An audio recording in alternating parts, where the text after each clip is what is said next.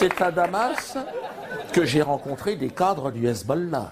Ah, alors là, on n'a pas le droit d'en parler. Là, pas de musique techno. Hein. J'ai essayé à un moment donné. Et j'en ai vu un, je fais, ça va? Ah, le mec m'a dit, non, non, assis-toi, on s'en fout de ça. Et donc, alors le Hezbollah, on n'a pas le droit d'en parler parce que c'est une organisation classée terroriste. Donc, malheureusement, ah non, je peux pas, c'est en France. Mais non, ils ont été classés terroristes. Alors je sais pas qui fait le classement, c'est vrai, parce que je sais pas comment ça marche, si c'est les matchs à l'extérieur qui comptent double, je sais pas. Parce que franchement, sur place, moi j'ai pas vu ça. Hein. Moi franchement, je vous le dis, hein, j'ai des amis du Hezbollah, hein, très bons amis, et les mecs se sentent pas du tout terroristes. Hein. Franchement, j'ai demandé, hein, mais tu te sens terroriste? Non. Tu veux un thé? Ah, tu veux un thé? Tu veux un peu le temps? Non, non, non, on n'est pas du tout dans... C'est plutôt ceux d'en face qui sont vus comme des terroristes. Hein.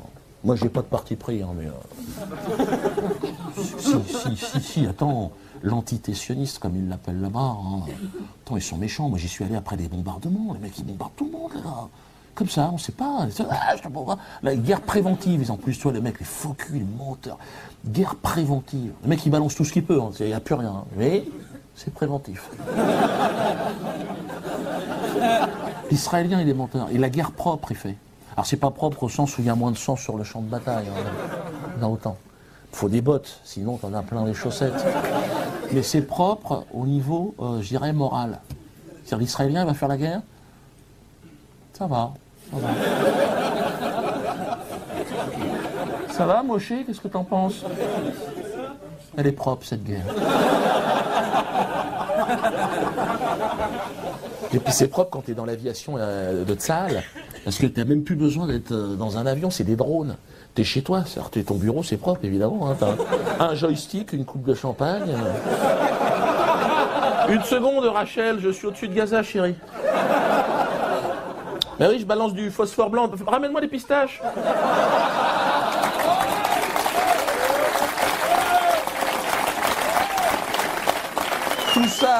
Tout ça, évidemment, hein, dans le cadre des conventions de Genève.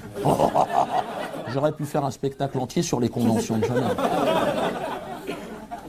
Conventions qui ne concernent bien évidemment que le canton de Genève. Hein. Sortie de Genève, open bar, lâche-toi. Flottille dans ton cul, phosphore blanc pour tout le monde. Non, franchement, c'est... Et tout ça sous l'observation, enfin, attentive de l'ONU, tu sais, l'ONU, des collègues humoristes à moi. Hein. À chaque fois qu'Israël est impliqué, je regarde l'explication de l'ONU. À chaque fois, ils interviennent à un moment donné chez moi. Taisez-vous, il y a l'ONU qui parle.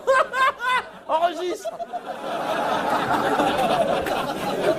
Mec, bien habillé, le gars il arrive. Non, cette fois-ci, non. Je crois qu'il faut quand même arrêter. Hein? Ça va, j'ai pas été trop... On se retrouve à la cantine, d'accord. Et alors, l'expression tout en haut, au-dessus, il n'y a personne. Hein.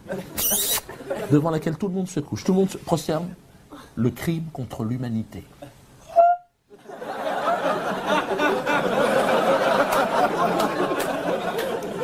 C'est une expression qui est née en 1946 à Nuremberg. Avant, il n'y avait pas eu de crime contre l'humanité. Non, c'est pas rétroactif comme concept. Hein. Non, non. Les Indiens d'Amérique, non, ben non. De la délinquance. Excuse-moi, oui, je sais, mais... Hein, l'esclavage des Noirs, pareil. Des risques interethniques. De la bagarre. De la bagarre.